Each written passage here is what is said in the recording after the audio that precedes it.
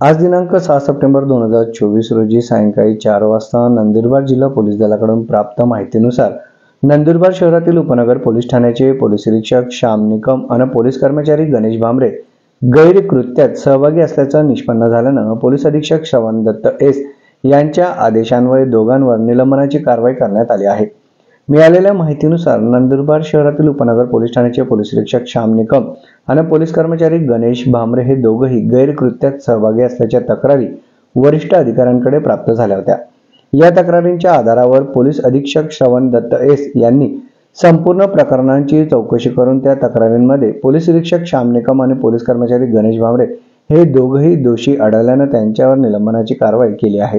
दोघांवर तडकाफडकी निलंबनाची कारवाई झाल्यानं नंदुरबार जिल्हा पोलीस दलात खळबळ निर्माण झाली आहे।